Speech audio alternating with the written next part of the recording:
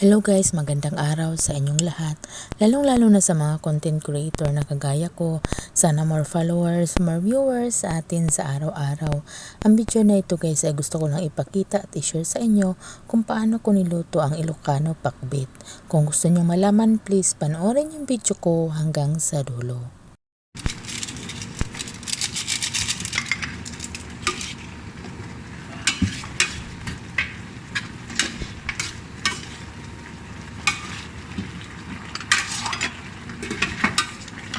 Ito pala ang mga gulay na kakailanganin natin sa pagluluto ng Ilocano pakbit.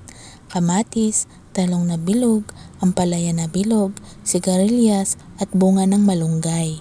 Na-delete ko pala yung video ng gulay guys, kaya picture na lang ang nilagay ko. Tapos hindi ko na rin siya binidyohan ng hiniwa ko dahil alam naman natin na sa pagluluto ng gulay, sa pag-prepare, alam naman natin kung anong dapat nating gawin. Tapos nagisa ako ng bawang at saka sibuyas. Nung naluto na yung bawang at saka sibuyas, sinunod ko naman yung kamatis. Sa pagluto ng Ilocano pakbit, mas maraming kamatis mas masarap para mas manamis-tamis ang kanyang sauce. Katapos nga ng kamatis, sinunod ko naman yung bunga ng malunggay.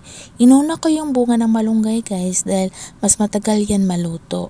Tapos nilagay ko na rin yung chicharon dahil mas masarap ang chicharon kapag mga ganitong luto. Mas masarap ang chicharon kapag sobrang lambot. Dalawang klaseng chicharon pala ang nilagay ko. Yung isa chicharon bagnit at saka yung isa naman is yung chicharon balat lang.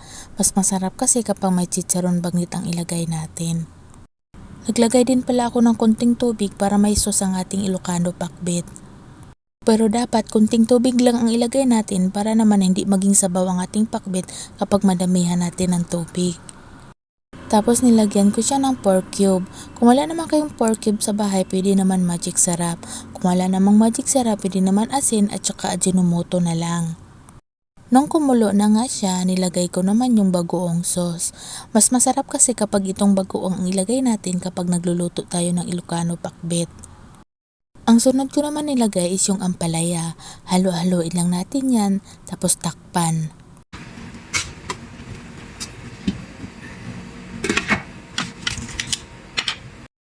Ang sunod ko naman nilagay na gulay guys is yung talong. Halo-haloin lang yan, tapos isunod naman natin yung sigarilyas.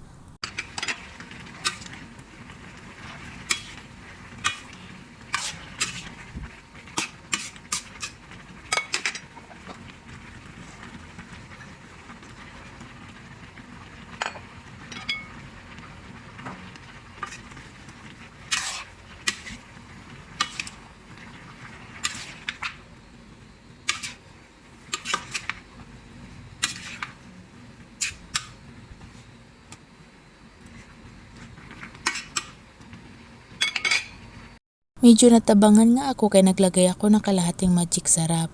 Pero nasa inyo naman yan guys, depende naman sa panlasa nyo. Halo-haloin lang natin yan, tapos takpan lang natin. Antayin lang natin siyang maluto. Kapag nagluto kayo nito guys, sigurado akong ulit-ulitin nyo to dahil napakasarap talaga niya. Thank you for watching guys. Thank you sa walang sawang panonood sa aking video. At sana nag-enjoy kayo habang pinapanood yung video ko. Thank you sa support ang binibigay nyo sa akin. Thank you sa like, comment, lalong-lalo na sa pagbibigay ng star. Thank you guys and God bless sa ating lahat. Bye-bye!